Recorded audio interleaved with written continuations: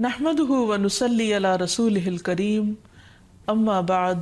فاعوذ بالله من الشيطان الرجيم بسم الله الرحمن الرحيم رب اشرح لي صدري ويسر لي امري واحلل عقدة من لساني يفقهوا قولي۔ السلام علیکم ورحمۃ اللہ وبرکاتہ۔ ناظرین، پروگرام دعا کیجئے کے ساتھ آپ کی خدمت میں حاضر ہیں۔ آج ہم انشاءاللہ جادو سے حفاظت کی دعاؤں کے موضوع پر آپ سے گفتگو کریں گے۔ جادو ہو یا کسی بھی قسم کی کوئی اور تکلیف،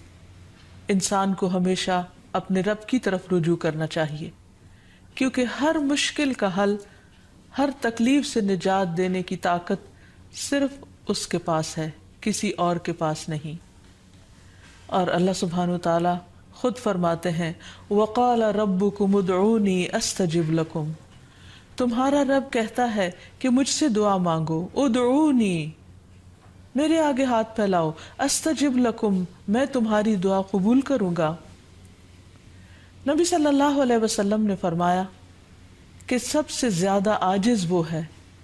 جو دعا کرنے سے عاجز ہے، یعنی جو اپنے رب کو نہیں پکارتا۔ حقیقت یہ ہے کہ ہم سب رب کے محتاج ہیں اور رب ہی کے پاس ہر مسئلے کا حل ہے۔ اس لیے ہمیں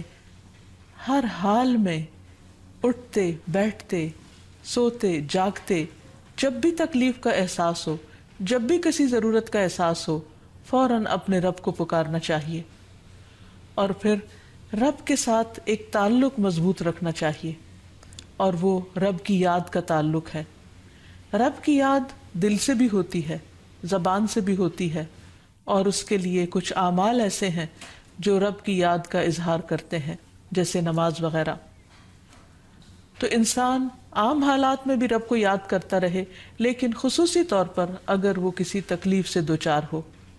اس وقت اپنے رب کی طرف خوب دل لگا کر دعائیں کرے، رجوع کرے اور اپنے رب سے مانگے۔ اللہ سبحانہ تعالیٰ بندے کی دعا ہر وقت قبول کرتا ہے، لیکن اگر کوئی تکلیف یا بیماری ہو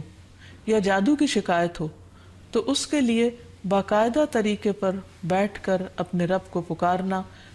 قبولیت کے اوقات میں رب کو پکارنا بہت ضروری ہے، کیونکہ جتنی بڑی مشکل ہوتی ہے اس سے نجات کے لیے اتنی ہی بڑی ایفرٹ بھی لگانی پڑتی ہے۔ اس لیے ضروری ہے کہ اللہ تعالیٰ سے بہت اچھی طرح دعا کی جائے، گڑ گڑا کر، اور اس سے پہلے اللہ تعالیٰ کی حمد و ثنا اور تعریف کے کلمات کہنا نہ بھولیے۔ سبحان اللہ والحمد للہ ولا الہ الا اللہ واللہ اکبر ولا حول ولا قوۃ الا باللہ۔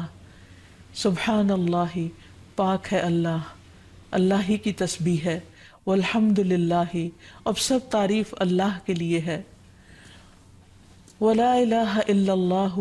اور نہیں کوئی الہ مگر اللہ، واللہ اکبر، اور اللہ سب سے بڑا ہے، ولا حول ولا قوۃ الا باللہ،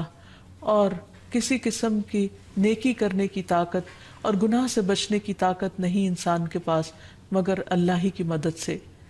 اسی طرح کسی بھی تکلیف اور کسی بھی بیماری سے نجات صرف اللہ سبحانہ وتعالیٰ کی مدد سے ہی ہو سکتی ہے۔ تو جہاں تک جادو کا تعلق ہے تو اس سلسلے میں یاد رکھیے کہ جادو کے بہرحال اپنے اثرات ہوتے ہیں مگر بإذن اللہ، اور اس سلسلے میں ہمیں یہ بھی یاد رہے کہ جادو کے اثرات نبی صلی اللہ علیہ وسلم پر بھی ہوئے تھے۔ حضرت عائشہ فرماتی ہیں کہ نبی صلی اللہ علیہ وسلم پر جادو کیا گیا اور اس کا اثر یہ ہوا تھا کہ آپ خیال فرماتے کہ کوئی کام آپ کر چکے ہیں، حالانکہ وہ کام ابھی آپ نے نہ کیا ہوتا، لیکن اس جادو کا کوئی تعلق نبی صلی اللہ علیہ وسلم کے فرائض منصبی سے نہیں تھا، یعنی آپ کے اوپر باقاعدہ وحی آتی تھی، آپ لوگوں کو تعلیم دیتے تھے، آپ کی جتنی بھی ذمہ داریاں ہیں ان کو بہت آسان طریقے سے پورا کر رہے تھے۔ ہاں، بعض اوقات عام روزمرہ کے کاموں میں کچھ خلل واقع ہو جاتا۔ اسی طرح حضرت عائشہ رضی اللہ تعالیٰ عنہا پر بھی جادو کیا گیا۔ اس سلسلے میں عمرہ جو ان کی شاگرد ہیں وہ کہتی ہیں کہ ایک مرتبہ حضرت عائشہ بیمار ہو گئیں اور ان کی بیماری کا دورانیہ بہت لمبا ہو گیا، یعنی وہ ٹھیک نہیں ہو رہی تھی۔ اسی دوران مدینہ منورہ میں ایک طبیب آیا یعنی علاج معالجہ کرنے والا۔ تو حضرت عائشہ کے بھتیجے ان کے پاس گئے اور انہوں نے حضرت عائشہ کا نام لیے بغیر ان کی ساری علامات بتائیں کہ وہ کس قسم کی تکلیف میں مبتلا ہیں، اور ان سے پوچھا کہ یہ کس قسم کی بیماری ہے۔ تو اس طبیب نے کہا کہ جس عورت کے بارے میں یہ علامات بتائی جا رہی ہیں ان پر کسی نے جادو کیا ہے۔ بہرحال تحقیق کرنے پر پتہ چلا کہ حضرت عائشہ کی ایک باندی تھی جس کے ساتھ انہوں نے یہ وعدہ کیا تھا کہ وہ ان کی وفات کے بعد آزاد ہوں گی۔ تو اس باندی نے آپ پر جادو کر دیا تاکہ حضرت عائشہ کی وفات جلد ہو جائے اور وہ آزاد ہو سکیں۔ بہرحال اس کے بعد حضرت عائشہ نے اس کو عربوں کے ایک مضبوط قبیلے کے ہاتھوں بیچ دیا اور اس کی قیمت کے بدلے ایک اور غلام کو آزاد کر دیا۔ تو اس واقعے سے بھی پتہ چلتا ہے کہ بہرحال جادو برحق ہے، یعنی جادو ایک اثر رکھتا ہے۔ برحق ہونے کا مطلب یہ نہیں کہ اس کا کرنا درست ہے، ہرگز نہیں، بلکہ جادو تو کفر ہے، جادو تو کبیرہ گناہوں میں سے ایک گناہ ہے، لیکن لوگ بہت سے اور کبیرہ گناہوں کی طرح اس گناہ کا بھی ارتکاب کرتے چلے جاتے ہیں۔ تو اس لیے اس بارے میں معلوم ہونا چاہیے انسان کو کہ یہ کس قسم کی بیماری ہے، کس قسم کی تکلیف ہے، اور اس کے مقاصد کیا ہیں اور اس کا علاج کیا ہے۔ سب سے پہلی بات تو یہ ہے کہ جادو عموماً دشمنی یا حسد کی وجہ سے کیا جاتا ہے، یا کسی سے کوئی انتقام لینے کے لیے، کوئی بدلہ لینے کے لیے، اور اس کا مقصد یہ ہوتا ہے کہ دوسرے کو تکلیف میں مبتلا کر دیا جائے۔ یہ بالکل ایسے ہی ہے جیسے لوگوں کو جسمانی طور پر تکلیف میں مبتلا کیا جاتا ہے کہ کسی کو کچھ مارا جائے ہاتھ سے یا کسی ڈنڈے سے تو جسم کو تکلیف ہوتی ہے، اسی طرح روح کو بھی تکلیف پہنچتی ہے، اور روح کی تکلیف کچھ الفاظ کے ذریعے ہوتی ہے۔ جیسے عام روزمرہ زندگی میں بھی جب کوئی ہماری تعریف کرتا ہے تو ہمیں اچھا لگتا ہے، اور جب کوئی ہمیں گالی گلوچ کرتا ہے تو ہمیں اس سے تکلیف پہنچتی ہے، اذیت پہنچتی ہے، چونکہ روح اور جسم آپس میں گندھے ہوئے ہیں۔ اس لیے اگر جسم کو کوئی تکلیف پہنچتی ہے تو وہ اس کا اثر روح تک جاتا ہے۔ اسی طرح اگر روح پر کوئی چیز اثر انداز ہوتی ہے، کوئی کلام یا کچھ ایسے عملیات، تو اس کا اثر جسم تک بھی جاتا ہے، اور اس طرح انسان جادو کے اثر سے نہ صرف یہ کہ روحانی طور پر بلکہ بعض اوقات جسمانی طور پر بھی بیمار ہو سکتا ہے۔ اور اس میں بہت سے مذموم مقاصد ہوتے ہیں، بعض اوقات والدین اور اولاد میں یا شوہر بیوی میں یا دوستوں میں لڑائی جھگڑا اور ناچاکی پیدا کی جاتی ہے، اور باہم پیار محبت کے رشتوں کے اندر نفرت کے بیج بوئے جاتے ہیں۔ پھر یہ کہ جادو کی علامات کیا ہیں، کس کو کیسے پتہ چلے کہ جادو ہوا ہے یا نہیں، تو اس میں یہ ہے کہ انسان کی ان یوزول سی کنڈیشن ہو جاتی ہے، یعنی انسان اسی روٹین میں زندگی بسر کر رہا ہے، وہی صبح اٹھنا، کھانا پینا، روزمرہ کے معمولات، لیکن کسی چیز میں دل نہیں لگتا، طبیعت بیزار ہونے لگتی ہے۔ اور یہ نہیں کہ یہ ایک دن کے لیے، 2 دن کے لیے، کیونکہ ایسا تو ہر ایک کے ساتھ ہو ہی جاتا ہے، ایک لمبے عرصے کے لیے کیفیات تبدیل ہونے لگتی ہیں، سستی یا گھبراہٹ طاری ہو جاتی ہے، ذہنی انتشار یعنی کسی چیز پر کنسنٹریشن کا نہ رہنا، حد سے زیادہ چڑچڑاپن، بعض اوقات عبادات میں بالکل دل نہ لگنا، اور بغیر کسی ظاہری بیماری کے یا بغیر کسی ظاہری جسمانی بیماری کے انسان کے اندر بیماری کی کیفیت محسوس ہوتے رہنا، بعض اوقات ڈراؤنے خواب آتے ہیں، کبھی خون کے چھینٹے اور کچھ غیر معمولی قسم کی چیزیں گھروں میں دیکھی جاتی ہیں، بعض اوقات خاوند بیوی ایک دوسرے سے نفرت کرنے لگتے ہیں، ان میں جدائی تک ہو جاتی ہے۔ لیکن اس کا یہ مطلب نہیں کہ ان علامات میں سے کوئی ایک علامت کسی وقت انسان کے اندر پائی جائے تو انسان فوراً شک کرے کہ مجھ پر جادو کر دیا گیا، کیونکہ آج کل یہ وبا بھی بہت عام ہو چکی ہے کہ ہر دوسرا شخص اس وہم میں گرفتار ہے کہ اس پر کسی نے کچھ کر دیا ہے۔ یہ ضروری نہیں ہوتا کہ ہر وقت ایسی علامات کسی کے کچھ کیے سے ہی ہوں، کہ ویسے بھی انسان ہے، کبھی تھک جاتا ہے، کبھی غذا میں کوئی تبدیلی ہو جاتی ہے، کبھی ویسے بھی انسان کا دل اللہ کے ہاتھ میں ہے، جس طرف چاہے اس کو پھیر دے، تو انسان کی طبیعت میں ایک ملال سا اور ایک سستی یا ایک بے چینی سی پائی جاتی ہے۔ تو ان سب چیزوں کا تعلق ضروری نہیں کہ جادو سے ہی ہو، لیکن اگر جادو ہو تو یہ علامات انسان میں دکھائی دیتی ہیں۔ اب اگر کسی کے اندر ایسی چیزیں ہیں اور علاج کے باوجود، جسمانی علاج کے باوجود شفا نہیں ہو رہی، تو اس کے لیے ضروری ہے کہ انسان پھر روحانی علاج بھی کرے۔ روحانی علاج کے لیے ضروری نہیں کہ کسی بابے کے پاس یا کسی مذہبی بزرگ کے پاس ہی انسان جائے، انسان خود بھی اللہ سبحانہ و تعالیٰ کا کلام پڑھ سکتا ہے اور پورے یقین اور ایمان کے ساتھ، اور اس سے انسان کو شفا ہو سکتی ہے، کیونکہ کسی انسان کے ہاتھ میں کوئی طاقت نہیں، اصل طاقت اللہ کے کلام میں ہے، جس کو پورے یقین اور ایمان کے ساتھ پڑھنا چاہیے۔ بہرحال اس سے پہلے کہ انسان کسی ایسے جادو کا شکار ہو، کچھ حفاظتی تدابیر بتائی گئی ہیں۔ جیسے جسمانی بیماریوں سے بچنے کے لیے حفاظتی تدابیر بتائی جاتی ہیں، ایسے ہی روحانی بیماریوں سے بچنے کے لیے بھی حفاظتی تدابیر ہیں۔ اس میں سب سے پہلے تو یہ کہ انسان پاک صاف رہے، طہارت اور وضو کا اہتمام کرے۔ اسی طرح عبادات کی پابندی بہت ضروری ہے، کیونکہ جب انسان اللہ تعالیٰ کے آگے جھکتا ہے، اللہ تعالیٰ کے ساتھ اس کا تعلق مضبوط ہوتا ہے، تو نہ تو وہ توہمات کا شکار ہوتا ہے اور نہ ہی وہ جادو اور مختلف چیزوں کا شکار ہوتا ہے، یعنی شیطانی اثرات اس پر کم سے کم ہوتے ہیں۔ اسی لیے نبی صلی اللہ علیہ وسلم کے سامنے جب ذکر کیا گیا کہ ایک شخص صبح تک پڑا سوتا رہا اور نماز کے لیے بھی نہیں اٹھا، تو اس پر آپ نے فرمایا کہ شیطان نے اس کے کان میں پیشاب کر دیا ہے، یعنی اپنی نجاست اس میں ڈال دی ہے۔ تو جو شخص شیطانی نجاست کے اثر میں ہو، پھر وہ سب سے بڑی بیماری اس کو لاحق ہو جاتی ہے، چاہے اس کو جادو کہیں یا کچھ اور۔ لیکن حقیقت یہ ہے کہ انسان جب اللہ کا اطاعت گزار بنتا ہے، رب کا فرما بردار بنتا ہے، تو شیطان اس کو اپنے کنٹرول میں نہیں لے سکتا، کیونکہ اللہ تعالیٰ فرماتے ہیں ان عبادی لیس لک علیہم سلطان، میرے بندے تیرا ان پر کوئی زور نہیں چلتا، کوئی زور نہیں چل سکے گا۔ ایک اور جگہ پر فرمایا الا عبادک المخلصین، مگر تیرے چنے ہوئے بندے۔ تو ہمیں ایسے بندوں میں شامل ہو جانا چاہیے جو اللہ کے محبوب ہیں، اللہ کے چنے ہوئے ہیں، اور اس کے لیے اللہ تعالیٰ نے جو ہمیں احکامات دیے ہیں، جو طریقے سکھائے ہیں، ان کے مطابق زندگی بسر کی جائے۔ پھر اسی طرح یہ ہے کہ کثرت سے اللہ تعالیٰ کا ذکر کیا جائے، خصوصاً استغفار، کیونکہ بہت سی تکلیفیں انسان کے اپنے ہی گناہوں کی وجہ سے آتی ہیں۔ جیسے آتا ہے ما اصابکم من مصیبت فبما کسبت ایدیکم، جو بھی مصیبت تم کو پہنچی وہ تمہارے اپنے ہاتھوں کی کمائی کی وجہ سے تھی۔ پھر اسی طرح اپنے گھروں کو تصاویر اور مجسموں سے پاک کرنا چاہیے، کیونکہ رسول اللہ صلی اللہ علیہ وسلم نے فرمایا فرشتے اس گھر میں داخل نہیں ہوتے جہاں کتا اور تصویر ہوتا ہے۔ پھر حفاظتی تدابیر میں سے یہ بھی ہے کہ انسان اپنے کھانے پینے کی عادات کو درست کرے، اور اس میں خصوصاً نبی صلی اللہ علیہ وسلم نے صبح کے وقت اجوا کھجور کھانے کا حکم دیا۔ آپ نے فرمایا جو شخص صبح کے وقت 7 کھجوریں کھائے گا، یعنی اجوا، اس روز جادو اور زہر سے بچا رہے گا، یعنی اس کے اندر اتنی امیونٹی پیدا ہو جاتی ہے کہ پھر برے اثرات، زہریلے اثرات اس کو نقصان نہیں دے سکتے۔ پھر اسی طرح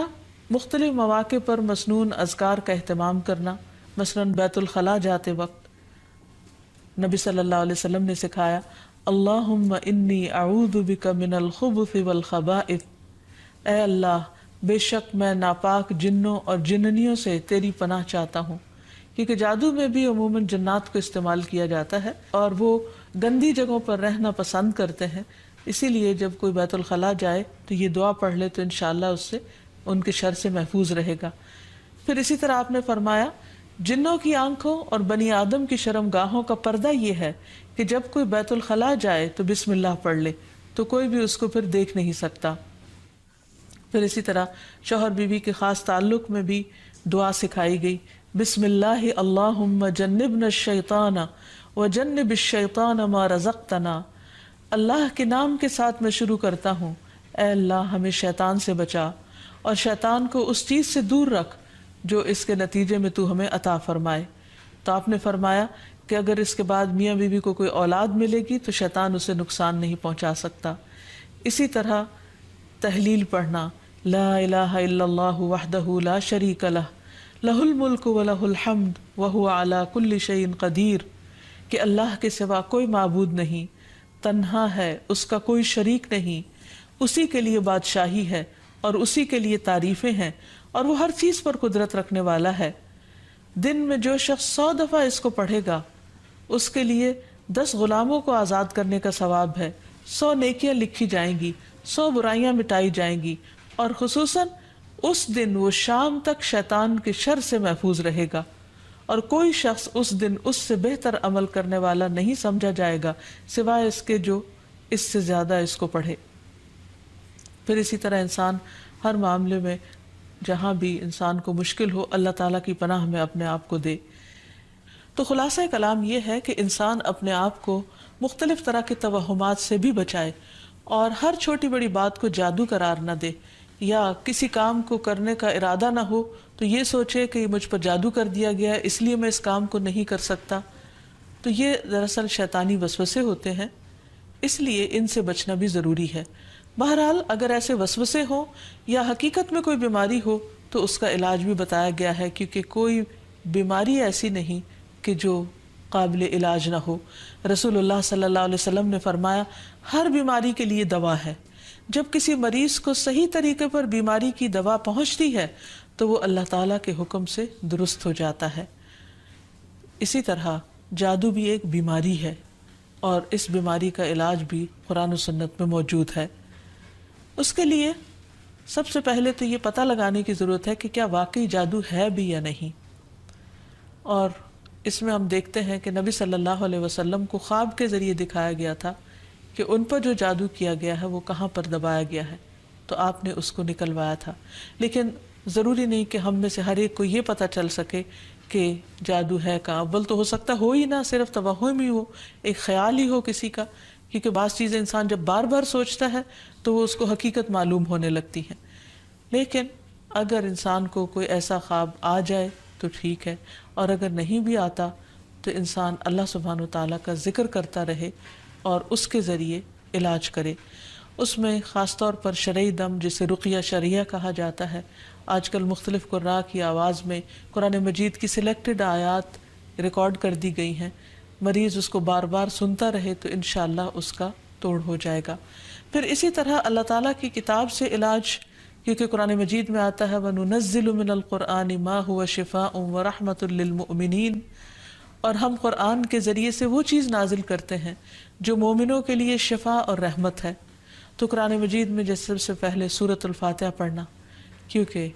اس کے اندر اللہ تعالیٰ سے مدد مانگی جاتی ہے، ایاک نعبد و ایاک نستعین، صرف تیری ہم عبادت کرتے ہیں اور صرف تجھی سے ہم مدد چاہتے ہیں کہ یا اللہ تو ہماری اس بیماری اور تکلیف کو دور فرما دے۔ پھر اسی طرح آیت الکرسی، کیونکہ جب انسان آیت الکرسی پڑھتا ہے تو اللہ سبحانہ وتعالیٰ کی طرف سے اس کے لیے ایک خاص محافظ مقرر کر دیا جاتا ہے، اور اگر رات کو انسان پڑھ کر سوتا ہے تو صبح تک وہ فرشتہ انسان کی حفاظت کرتا ہے۔ پھر اسی طرح سورۃ البقرہ کا پڑھنا، رسول اللہ صلی اللہ علیہ وسلم نے فرمایا سورۃ البقرہ پڑھا کرو، کیونکہ اس کا پڑھنا باعث برکت ہے، اسے چھوڑنا باعث حسرت ہے،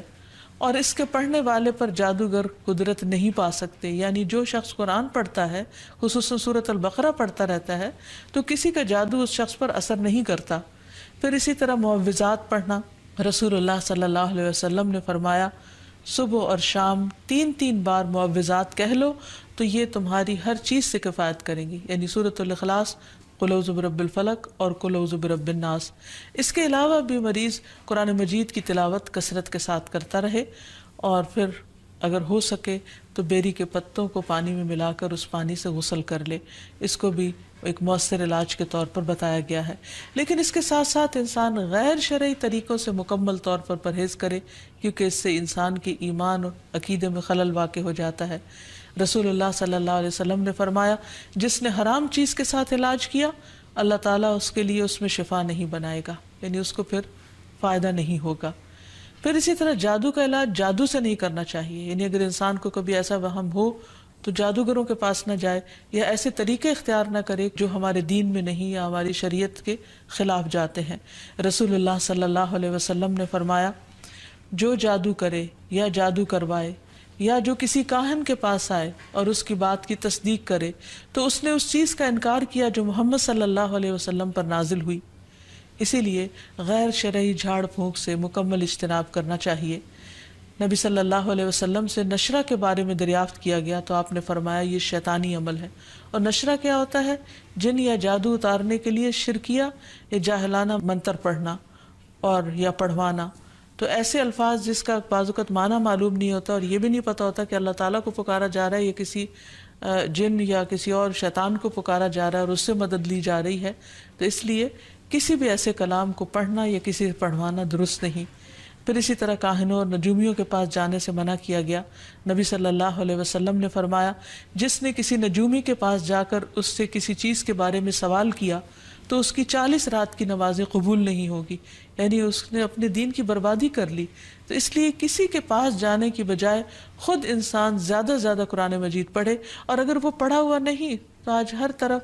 بہت سی کیسیٹس اور سی ڈیز اور ایسی چیزیں ملتی ہیں کہ جس سے انسان قرآن مجید کی تلاوت مسلسل سن سکتا ہے۔ ہو سکے تو مکمل قرآن مجید ایک ایک ہفتے میں سن کر اپنے بیماری کا علاج کیا جائے۔ پھر اسی طرح یہ ہے کہ باقی دعائیں بھی جو جادو کے توڑ کی بتائی گئی ہیں ان کو پڑھتے رہنا انسان کو فائدہ دیتا ہے۔ اور آخر میں یہ 2 خاص دعائیں جو نبی صلی اللہ علیہ وسلم نے جنات اور جادو کے شر سے بچنے کے لیے سکھائی ہیں، ان کو بار بار پڑھتا رہے، صبح و شام پڑھتا رہے حتیٰ کہ افاقہ ہو جائے۔ پہلی دعا ہے اعوذ بکلمات اللہ التامات التی لا یجاوزہن بر ولا فاجر من شر ما خلق وذرأ وبرأ ومن شر ما ينزل من السماء ومن شر ما يعرج فيها ومن شر ما ذرأ في الأرض ومن شر ما يخرج منها ومن شر فتن الليل والنهار ومن شر كل طارق إلا طارقا يطرق بخير يا رحمن۔ میں اللہ کے کامل کلمات کے ساتھ پناہ چاہتا ہوں جن سے آگے نہ تو کوئی نیک اور نہ ہی کوئی برا شخص بڑھ سکتا ہے، ہر اس چیز کے شر سے جس کو اس نے بنایا، پیدا کیا اور پھیلایا، اور ہر اس چیز کے شر سے جو آسمان سے اترتی ہے، اور ہر اس چیز کے شر سے جو اس میں چڑھتی ہے، اور ہر اس چیز کے شر سے جسے اس نے زمین میں پیدا کیا، اور اس چیز کے شر سے جو اس سے نکلتا ہے، اور رات اور دن کے فتنوں کے شر سے، اور رات کو آنے والے کے شر سے، سوائے اس کے جو خیر کے ساتھ آئے، اے رحم فرمانے والے۔ تو یہ دعا اور ایک اور دعا جو شدید جنات کے حملے سے بچانے والی دعا ہے، جس کے بارے میں کعب الاحبار کہتے ہیں کہ اگر میں یہ چند کلمات نہ پڑھتا تو یہود مجھے گدھا بنا دیتے۔ لوگوں نے پوچھا وہ کلمات کیا ہیں؟ تو کعب نے کہا اعوذ بوجہ اللہ العظیم الذی لیس شیء اعظم منہ وبکلمات اللہ التامات التی لا یجاوزہن بر ولا فاجر وباسماء اللہ الحسنی کلہا ما علمت منها وما لم اعلم من شر ما خلق وبرأ وذرأ۔ میں اللہ کے عظیم چہرے کی پناہ مانگتا ہوں جس سے عظیم کوئی اور چیز نہیں، اور اس کے مکمل کلمات کے ساتھ پناہ چاہتا ہوں جن سے آگے نیک یا بد نہیں بڑھ سکتا، اور اس اللہ کے تمام اسماء حسنہ کے ساتھ پناہ چاہتا ہوں جن کو میں جانتا ہوں اور جن کو میں نہیں جانتا، ہر اس چیز کے شر سے جس کو اس نے بنایا، پیدا کیا اور پھیلایا۔ تو بہرحال آخر میں یہی کہنا چاہوں گی کہ جادو کے سلسلے میں انسان ہمیشہ توہمات سے بچے، اللہ پر بھروسہ کرے، اور اگر کوئی شک اور شبہ انسان کو ہو جائے تو اللہ تعالیٰ سے دعا کرے، ذکر سے مدد لے، اور مسنون اذکار کے ذریعے اللہ تعالیٰ کی پناہ میں اپنے آپ کو دے۔ اللہ تعالیٰ ہم سب کو ہر طرح کے شر سے محفوظ رکھے۔ وآخر دعوانا ان الحمد للہ رب العالمین۔ السلام علیکم ورحمۃ اللہ وبرکاتہ۔